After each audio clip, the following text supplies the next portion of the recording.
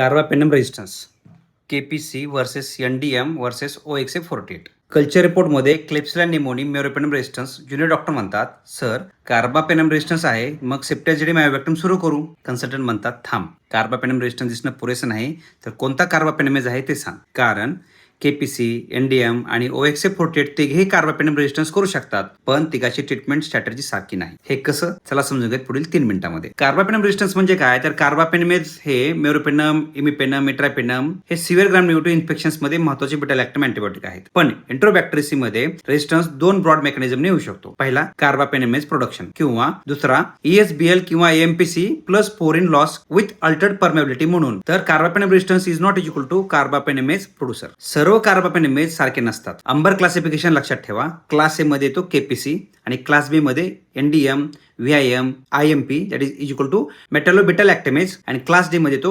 OXA48 like. हा classification therapy समजण्यासाठी अत्यंत महत्वाचा आहे. हे कसं? चला समजून घ्या step by step. Now step 1. KPC म्हणजे क्लेप्सिला निमोनी कार्बापेनमेज. हे केपीसी हा क्लास ए सेरिन बीटा लॅक्टेमेज आहे. तो अनेक बीटा लॅक्टम आणि कार्बापेनमेज हायड्रोलाइज करू शकतो. पण महत्वाचं म्हणजे एविबॅक्टम केपीसी इनिबिट करू शकतो. म्हणून ससेप्टेबल केपीसी प्रोडक्शन CRE मध्ये सेप्टाझिडियम एविबॅक्टम हा महत्वाचा टार्गेट ऑप्शन आहे. So KPC is equal to serine carbapenemase is equal to avibactam works. Now step 2. NDM that is a new Delhi metallo-beta lactamase. आता खरा challenge आहे. NDM हा class बी मेटॅलो-बीटा लॅक्टेमेज आहे. याच्या एन्झायमॅटिक ऍक्टिव्हिटीज मध्ये झिंक आवश्यक असतो. तो अनेक बीटा लॅक्टेमेज इन्क्लुडिंग कार्बापेनमेज हायड्रोलाइज करू शकतो. पण एविबॅक्टम NDM ला इनिबिट करत नाही. म्हणून NDM प्रोड्युसरला सेप्टाझिडियम एविबॅक्टम अलोन देणे लॉजिकल नाही. महत्वाची स्ट्रॅटेजी आहे सेप्टाझिडियम एविबॅक्टम प्लस ॲजिट्रोनॉम. का?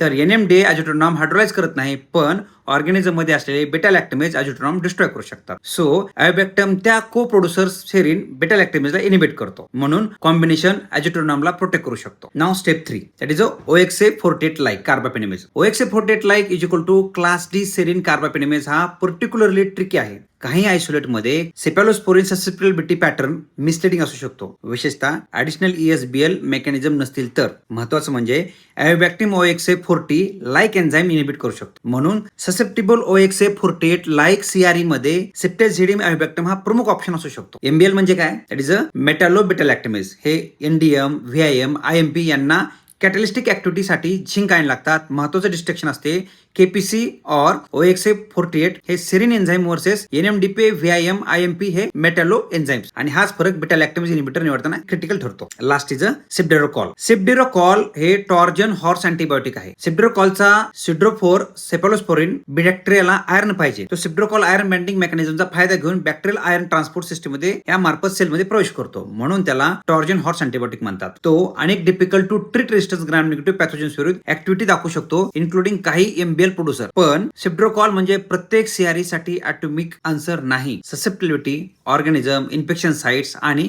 गाईडलाईन बेस्ड इंडिकेशन महत्वाचे आहे. सो कन्सल्टंट विचार करतात कार्बापेनमेज रेजिस्टन्स एंट्रोबॅक्टेरियसीला. येथे हा विचार थांबत नाही. त्या पुढचे प्रश्न असतात, कार्बापेनमेज आहे का? KPCL, NDM किंवा MBL किंवा OXA48 लाईक आहे का? Susceptibility plus infection site plus severity पाहतात आणि टार्गेट थेरपी चालू केली जाते. उदाहरणार्थ KPC मध्ये सेप्टाझिडियम एविबॅक्टम मे वर्क्स आणि OXA48 लाईक मध्ये सेप्टाझिडियम एविबॅक्टम मे वर्क आणि NDM MLB मध्ये ceftazidime avibactam alone does not work. So aztreonam based strategy किंवा सेप्टेरॉल ॲजिट्रोनॉम बेस्ड स्ट्रॅटेजी किंवा सेप्टेरॉल ससेप्टिबिलिटी नुसार विचारित घ्या. सो CRE रिपोर्ट पाहून अँटीबायोटिक निवडणं म्हणजे PG लेवल मेडिसिन नाही. रेजिस्टन्स मेकॅनिझम ओळखून अँटीबायोटिक निवडणं ही खरी प्रिसिजन इन्फेक्शियस डिसीज थेरपी आहे. फॉलो करा डॉक्टर अतुल जीनेस academy. Date 30 days infectious disease series शेवटपर्यंत पहा. Don't just ask is it carbapenem resistance and ask why is it carbapenem resistance. कारण रेजिस्टन्सचं नाव ड्रग सांगत नाही, तर रेजिस्टन्सचा मेकॅनिझम योग्य ड्रग सांगतो.